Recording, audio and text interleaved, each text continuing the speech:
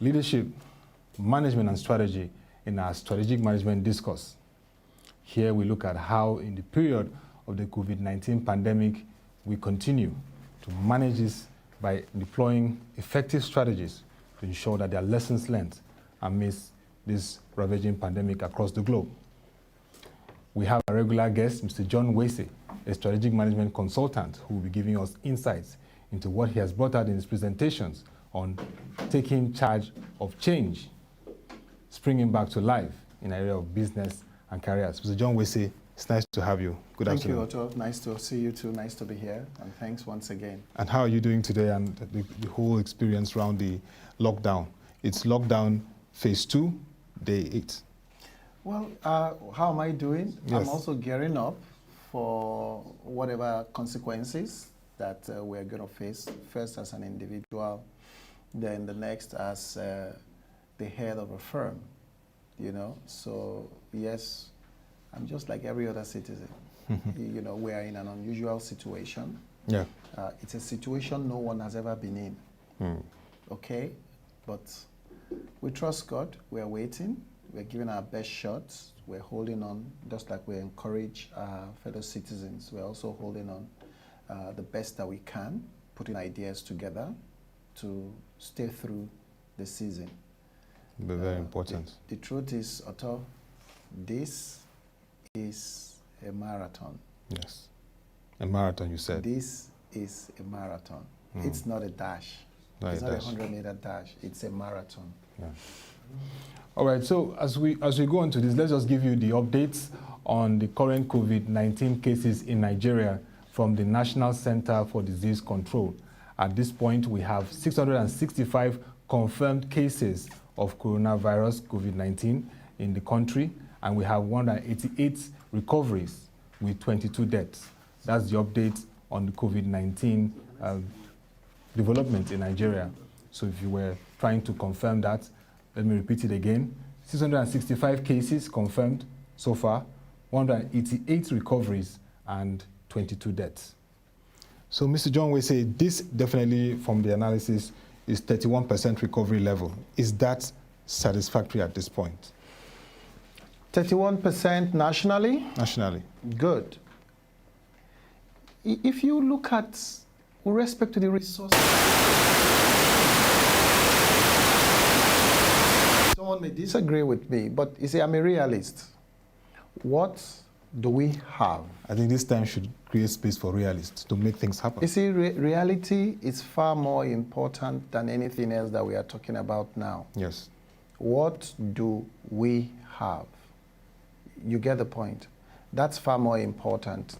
Now, if we agree and we know what we have, and we've done 30%, yes, although compared to 30% of the tests, 30% of recoveries, yeah, and 30% of whatever it is. Can we do better? Yes, if we have the expertise, if we have the resources as well. You get the point. Yes. If we have the expertise and if we have the resources as well, why not? We will do it. We will say, yes, we could do bad, we could do as much. But if you compare the statistics with Ghana, Cordova, what are these ratios? In fact, within the ECOWAS region, because just ECOWAS alone. That's the benchmark we should do. Okay. To be fair, that's the benchmark. And you know, you're looking at do. population. Our population is the largest in the sub-region. That is true. However, it is not an excuse if our health system has not been strong enough to be able to respond to the situation of today. It's not an excuse. You get the point. I get what you're saying. So that's my take. Sad, but I would still say we're doing well. But the truth is, just like we were saying earlier, Otto, people should not spread this thing. Prevention is very key. Prevention is better than cure. None of us is having fun staying at home. It's 3 weeks. I mean, 3 weeks lockdown. Okay, 3 weeks for you, but not for me. You get my point. I mean, I came back around town. We came back to Lagos last week of February.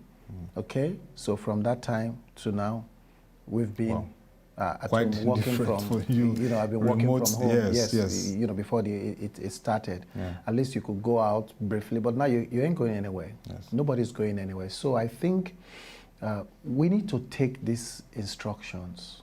We need to stay at home. Friends, you need to stay at home. You need to stop the prevention. You need to take all the precautions. If you're going to a public place, please put on a mask. Okay? You don't know. You don't know who has done what, who has made any contact for what.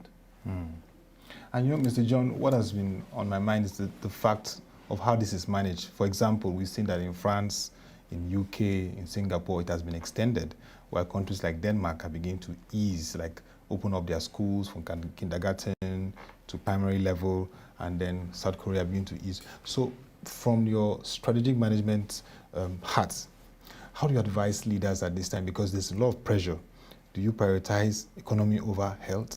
Or do you prioritize health over economy, and then the interest of citizens or the interest of a few?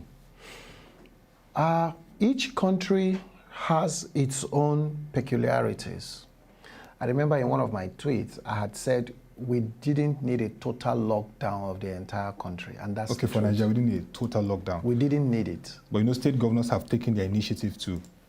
However they do that, that's fine. Yeah. We didn't need it, because you could see that the way the infection was going to come out from state to state differs. Okay? So the countries you just mentioned, Denmark, Sweden, Norway, who have relaxed, countries, yes, that have relaxed their shutdown or their lockdown, they are doing it in line with the data that is available to them. That's one. Two, the citizens are aware the level of engagement that is taking place in these countries, okay? And as they see the numbers, the analysis of the numbers, the data before them, you just give me a data now. Recoveries to tests, is that not so? Yes. 188 from 665, approximately about 31%, because when you look at. Good. Now, that's, so if you look at confirmed cases to recoveries, that's the statistics you just gave, am I correct? Yes. Fantastic. So if you look at that, if you look at the other countries, confirmed cases, and even for theirs, I saw a chart, a small chart at the NHS where they are doing the analysis. They even broke it down to the severity of the cases that they have. Okay, people with severe cases, people that are different levels, about treatment. 3 or 4 levels, okay, even at that, for those that are confirmed. So they can tell you the probability of somebody going and all that. And I think in one of those news that I watched, they talked about the fact that the moment you go into a ventilator, and depending on your age, they said the moment you enter the ventilator, it's 50-50. The moment you enter the ventilator is, so when you see Boris Johnson, the British Prime Minister, giving profuse thanks, he's been close to hell and back. So if you come back home, yes, what do we need to do? Each country will deploy what is appropriate to them.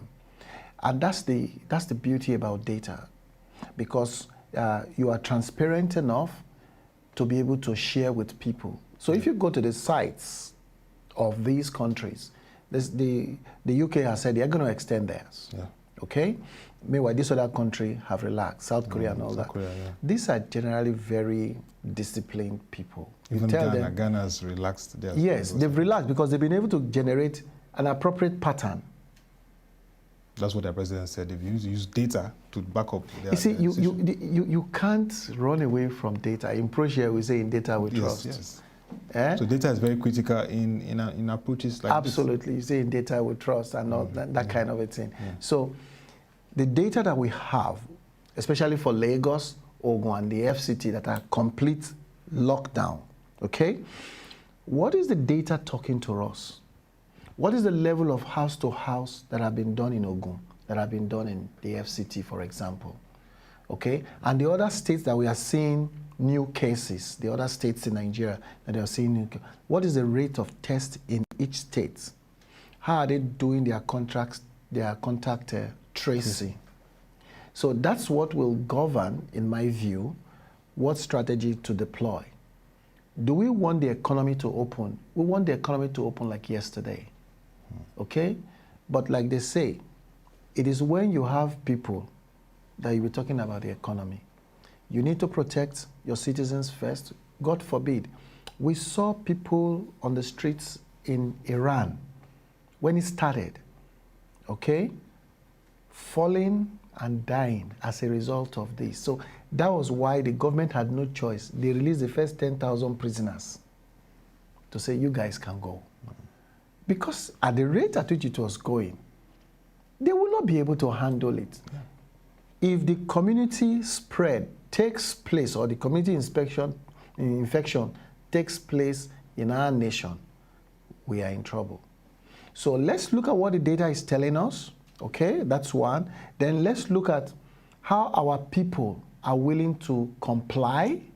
Let's also look at the availability of face masks, okay, and hand gloves, okay? Yeah. Are we willing to take these instructions to help us to keep these things from spreading? Don't forget, some people may have it, but they are currently not showing the signs. We don't know.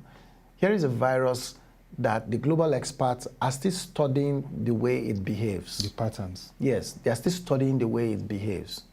So until we have enough information about the way the virus is behaving, from individuals to individuals, from countries to countries, from weather to weather, from environment to environment, you get my point? Yeah. Until we have enough data, then we will be able to, whatever precaution that is needed for us to take, let's please take it and let the government, with the available data that they have and information they have, make the best decision.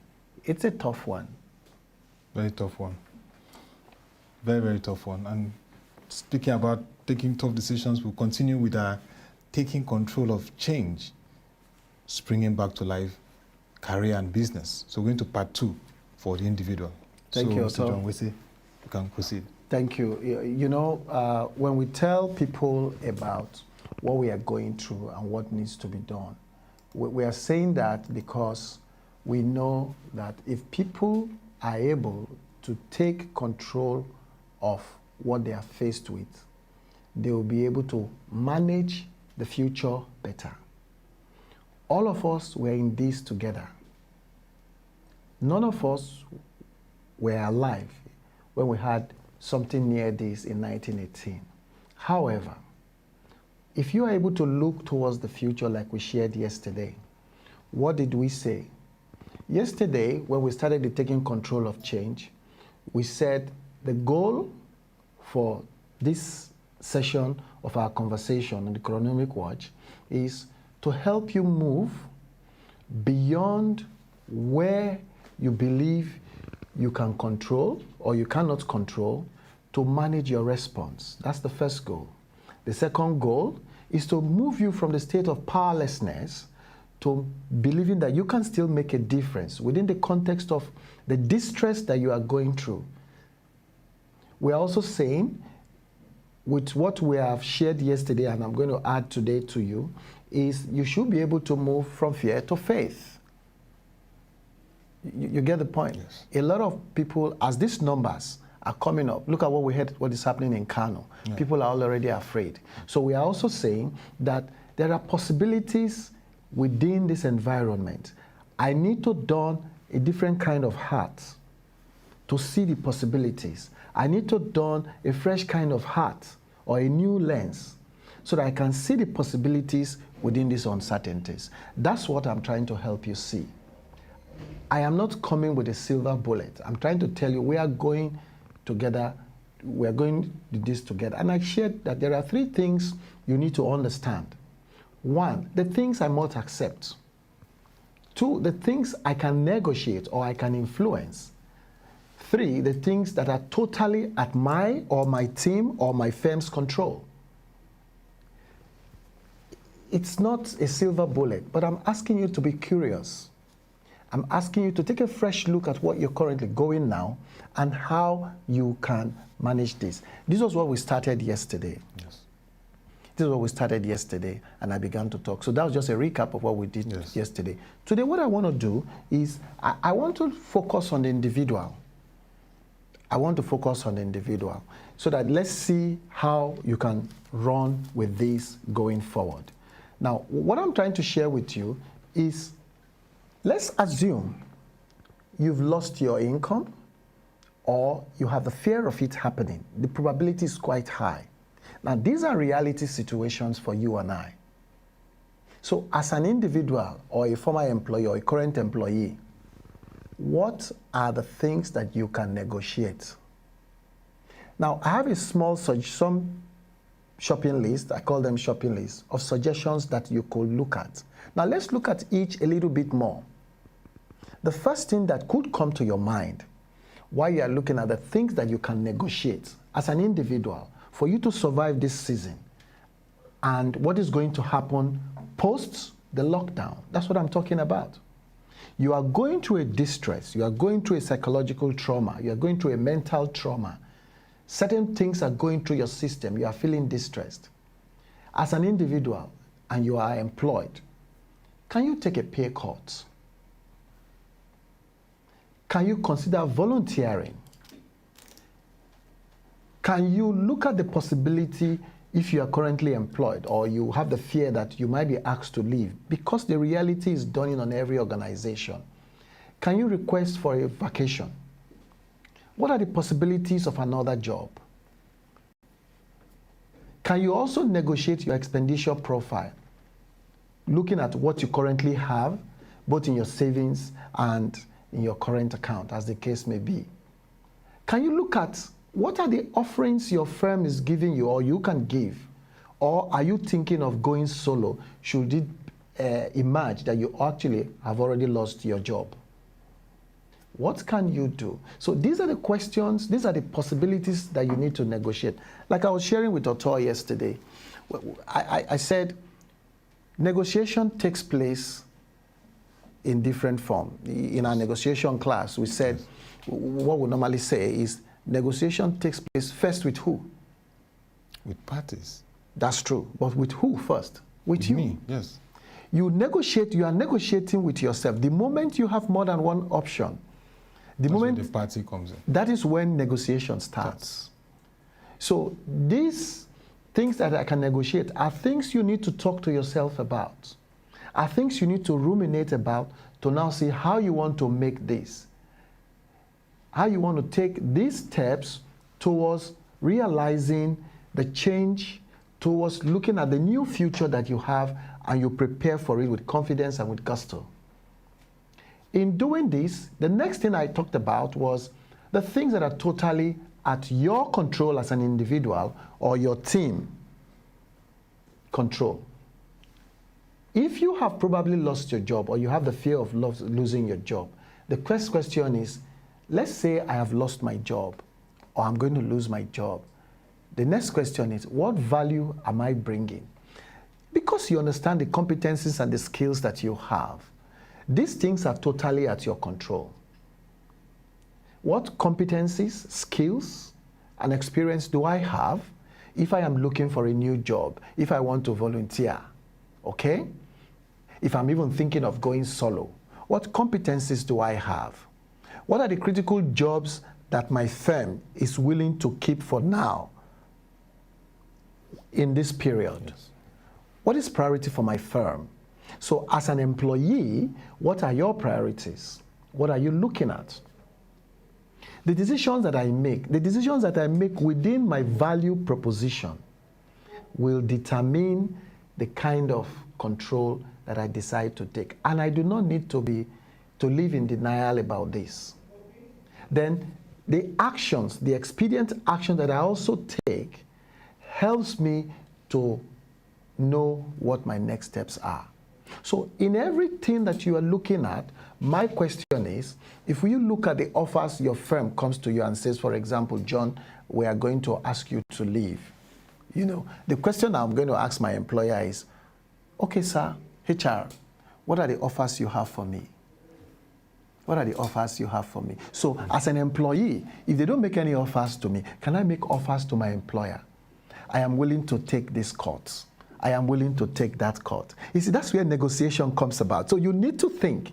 You need to put your thinking hat on for the future. One, your company is thinking about survival. You yourself, you are thinking about survival. So it's a negotiation that is taking place. So you need to be that smart to look at a win-win situation for you and your enterprise or your current employer of what is happening. So what offerings are they giving you? Ask, what offerings are you offering me? So let me look at the offerings within, okay, if I'm going to volunteer, for example, who do I want to volunteer for post-lockdown? What am I going to volunteer?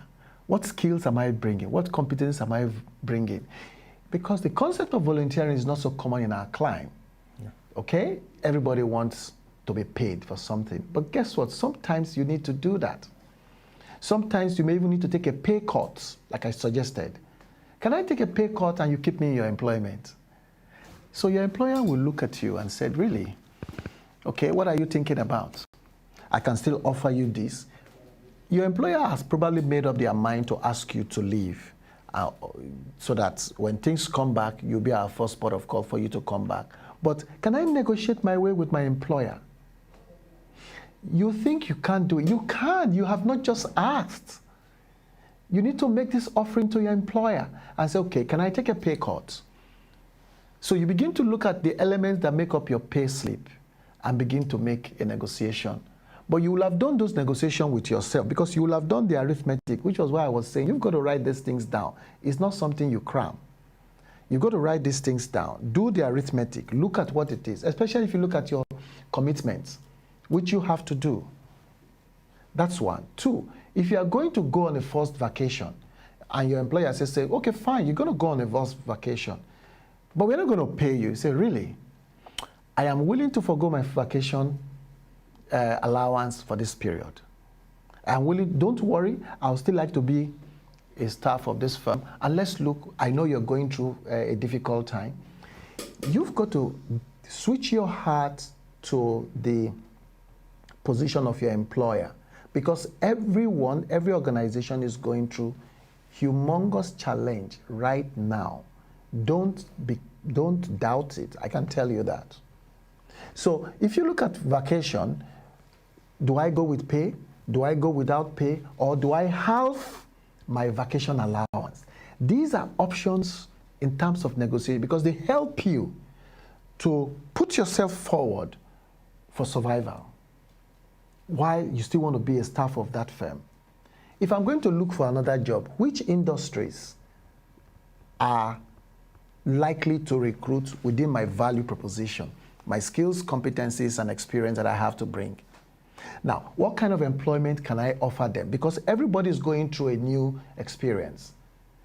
Can I make an offer for a temporary job? Can I make an offer for a contract? Or can I apply for a part-time? You've got to put your thinking hats on as an employee. You probably didn't know this, but I'm sharing that these are the things you need to put. And as you make this, if you're looking for another job, where are these opportunities if you think volunteering is not for you? Cash is king. You look at your savings. Today, every employer is looking at saving money. They want to keep cash for the dry season. And we're already in the dry season. So your question is, or your thought pattern is, while you are looking at what is happening, look at your savings. What will I stop spending now? Maybe you are a full bouquet DSTV person. Will you go to a lower bouquet? You need to live in what? Reality. You need to live in reality. Because if you live in reality, it is easy for you to survive the season. And I'm hoping with these ideas I've shared with you, you will be able to take control of the wind of change that you are going through now and you are likely going to go through post-lockdown. Please put these things down in black and white and you'll be a better person. Wow. I mean, interesting, Mr. John Wese. Thank you. people have to take control of change. That's being proactive. Absolutely. We have to be dynamic. We have to be realistic. Absolutely. It's not going to be business as usual. It's not going to be like those days of everything falls in place. You have to structure everything and see how you adjust to these developments from the pandemic. We've seen businesses, like we discussed earlier before we started, we've seen businesses make those signals that, look, these are challenging times. Any intervention they can get, they will accept. And we've always talked about the aviation industry showing us those signals already. Now, I mean, there's one thing you said about pay cuts, and we're really seeing that even in the sports industry, players agreeing to, 70%, 50, 60. Some have agreed, like AS Roma in Italy. They agreed 4 months just to support the staff. So we forgo 4 months of our salary, of our pay, just to support the club in this challenging time. Otto, if they don't do that, they will not have a job. You see, right now, every CFO, every finance director, what do you think they are doing? They are doing the cash flow analysis. They are looking at the numbers. What is happening? What have we lost? What are we going to gain? For the industry you just mentioned, sports, soccer or football. And the whole sports value chain. Now, how do they make revenues? From gates, from sign-ins, and sponsorships. Is that not so? Yeah. And then TV rights. TV rights. TV rights. Yeah. Okay?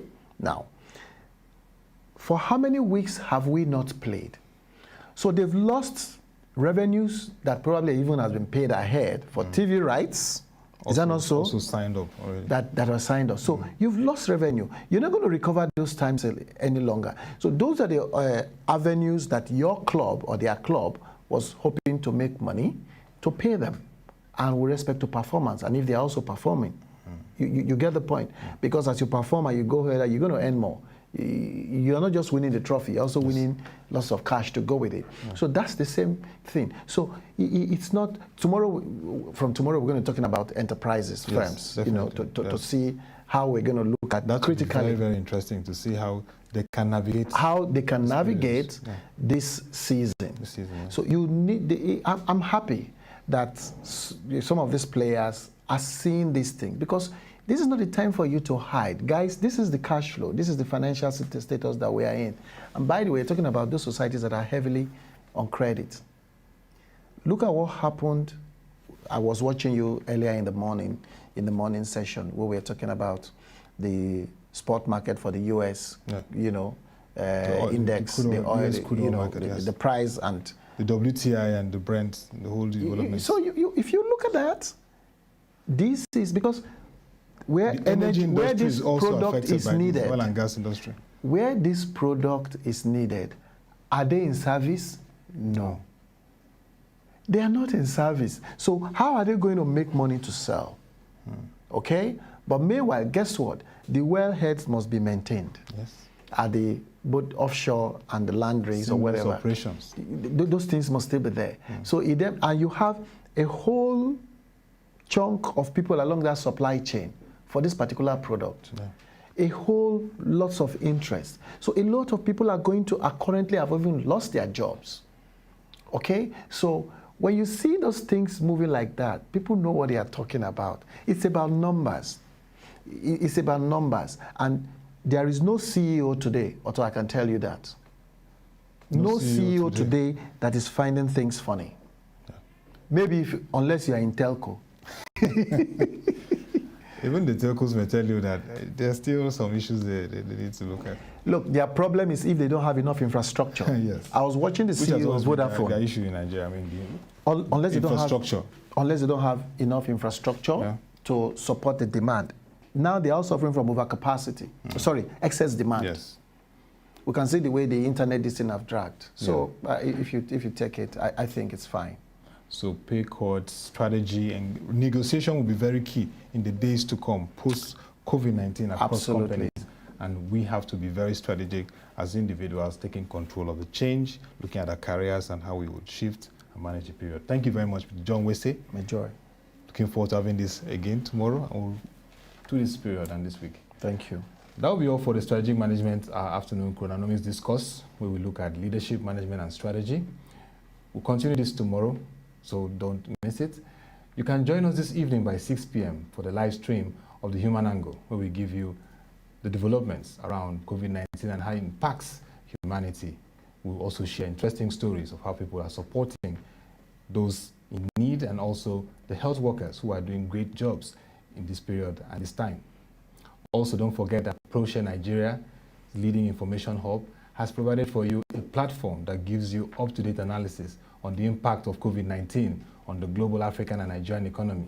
All you need to do is to log on to proshareng.com/COVID-19 and you get onto our Corona Watch Central. We'll give you all those updates as it connects to key sectors across the economic value chain. Till we come your way again, thank you for watching. Have a nice day and stay safe.